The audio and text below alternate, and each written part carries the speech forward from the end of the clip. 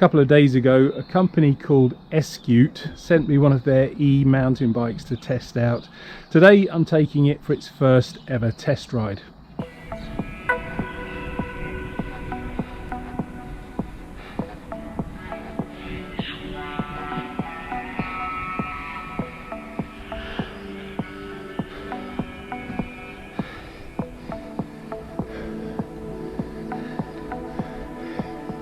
So okay, there's my first mistake. I got a bit lost.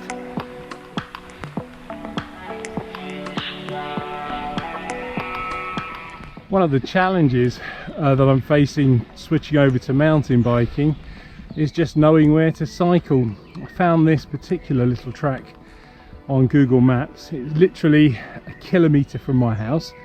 Never been down here in my life, and yeah, it was a real voyage of discovery. Some very deep potholes and puddles, and I did fall off once, but thankfully no harm was done. So yeah, it can only get better from here really.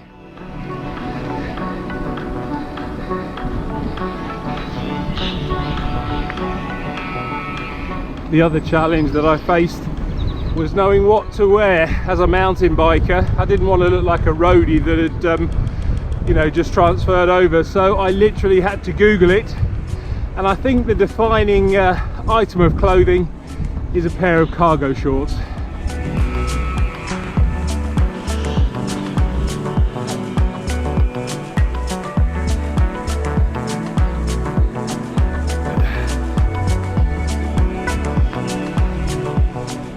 So back on the roads now. I'm on these little back roads that I cycle all the time. Must admit, it's a bit easier navigating, but hopefully I'll get onto some off-road soon.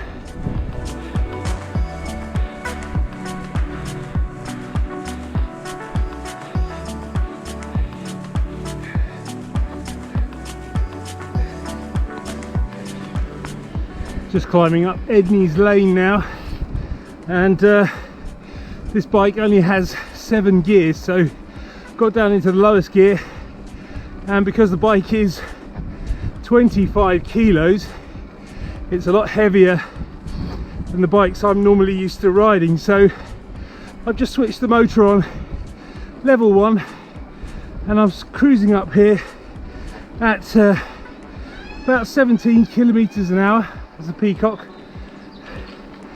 and my heart rate is about 80%, so kind of normally what it would be going up here on my road bike.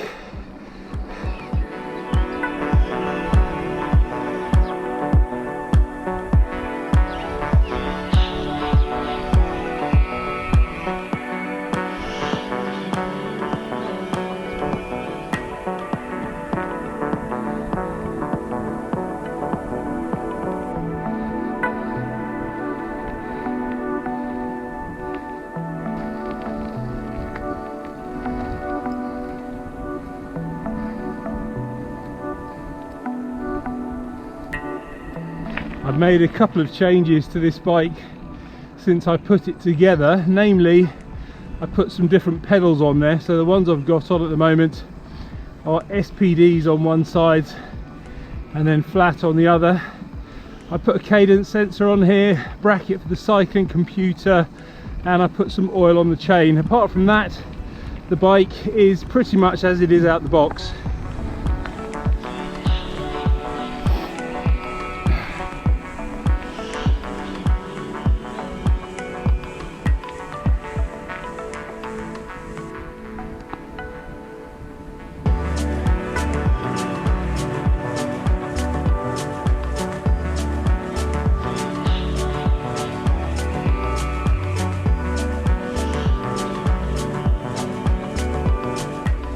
Made it up that very steep little climb there.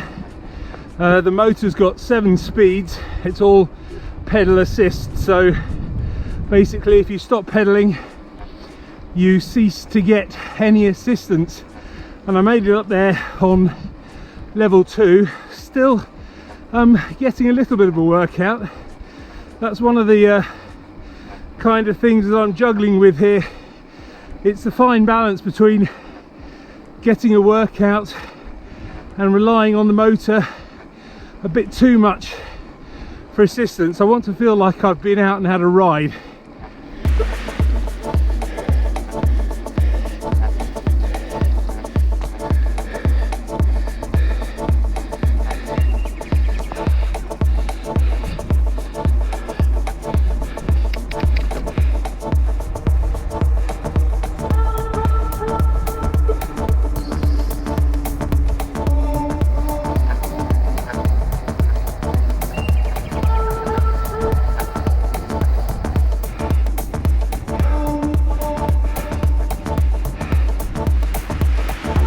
About 10 years ago, I came out with a friend of mine doing some mountain biking, and we were out round here somewhere, and I'm desperately trying to remember the route that we took.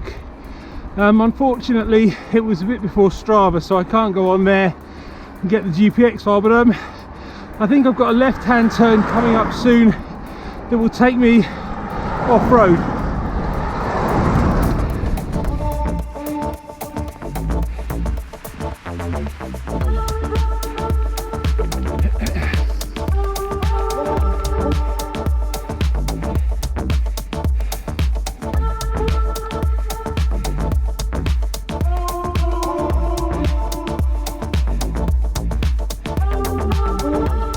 Yep, I think this is it. Might have to dodge a few dog walkers though.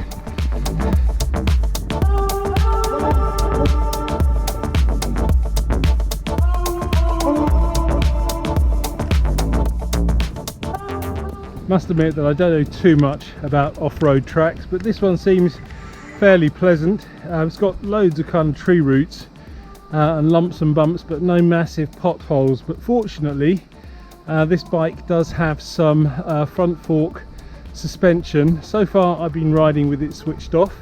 I'll switch it on now just to see if it makes much of a difference.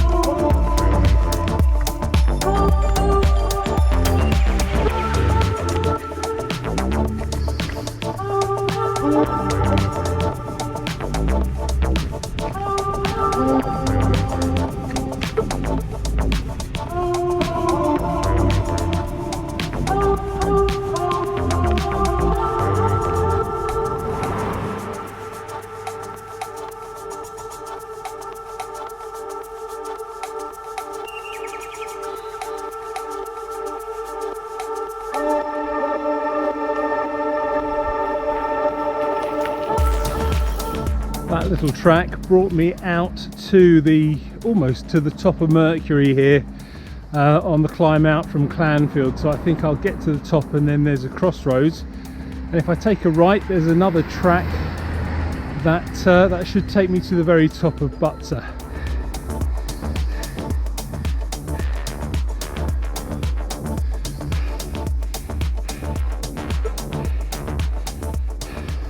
Very strange riding along that track with the front fork suspension. Felt like I was sort of bouncing up and down, but then I'm not used to it. I've never ridden with suspension before. At the moment I'm just cruising up Mercury here.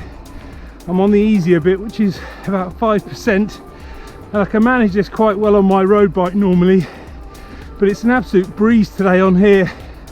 And I'm only using level 1 of the motor.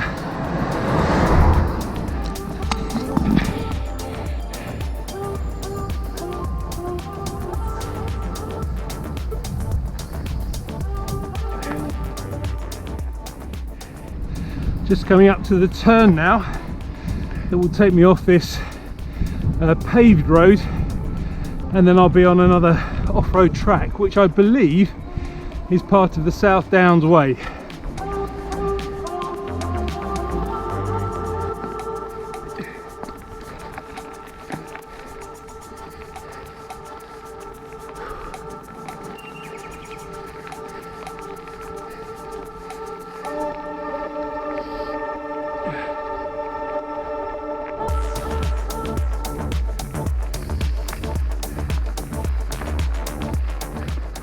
this track's a bit easier because although it's stony and bumpy, there aren't quite so many tree roots. You've got to keep your wits about you though.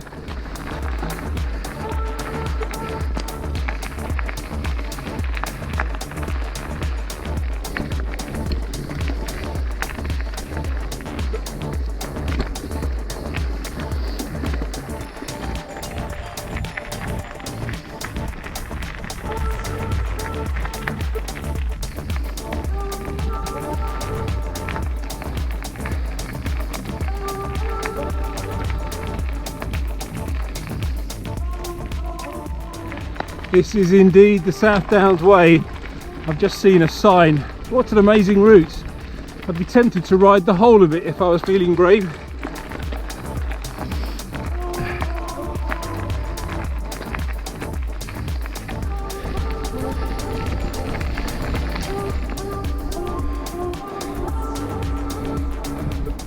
I've been riding for about an hour now and the battery is down to about half power. It's a 480 watt hour battery, and I'm really just trying to find out how long the battery is going to last. Obviously that's going to depend on how much motor you use, how heavy the rider is, what sort of terrain you're cycling over, but yeah, at the moment battery's down at about half power.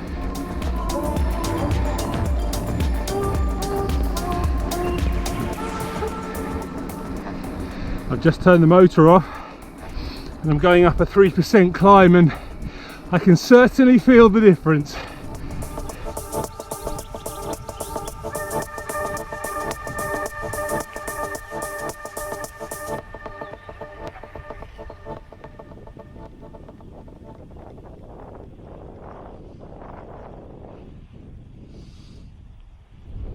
Made it to the top of Butser here and it's an absolutely stunning view. While I'm here, let's just go through a couple of the other features of this bike. As you can see, it's got a stand. I don't think I've had a bike with a stand since I was about 10. It's also got a horn and some lights. Again, I don't think I've had a bike with a horn since I was about 10. The main thing is the motor. It's a 250 watt Bafang motor that gives pedal assist. So again, it's not like a moped. If you stop pedaling, you lose all assistance. So you have to put a little bit of effort in. And if you're wondering about the brakes, they are disc brakes, but they're only cable disc brakes and not hydraulic ones. Okay, let's head on home. Fortunately, it's all downhill from here. Although, yeah, having the motor, I'm not really overly worried about the hills anymore.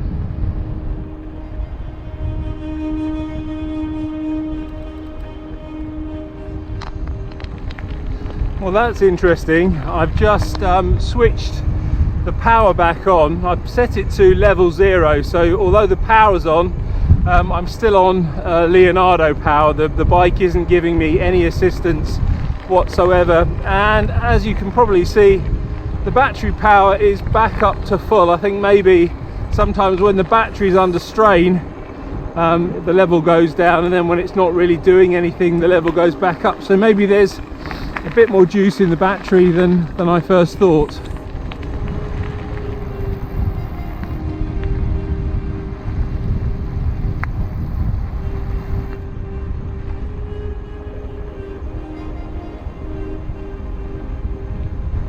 All in all, this bike handles pretty well.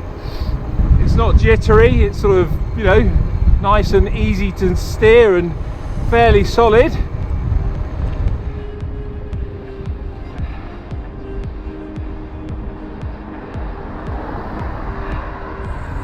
On the home straight now, and it's been a pretty interesting ride. My first mountain bike ride in about 10 years or so.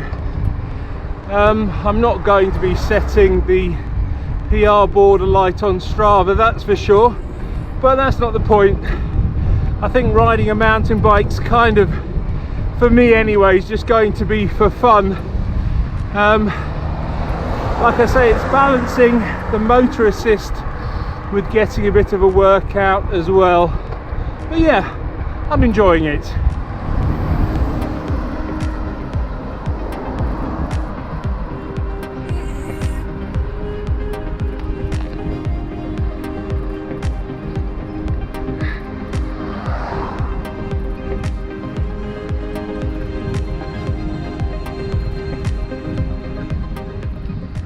one final sting in the tail, I'll take the next left and go up this really steep climb. If I've got to use all 5 levels of power assist, yeah, who cares?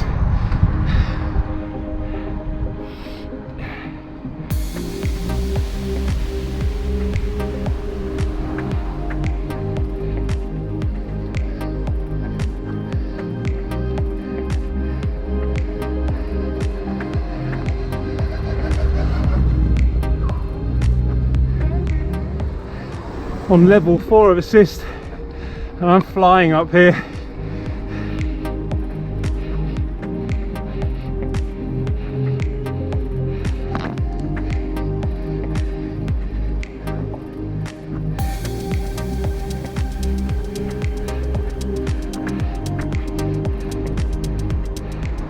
I think the battery's finally caught up with itself. There's only 2 bars left on there now, but it's a good job I'm almost home. I can stick it on charge.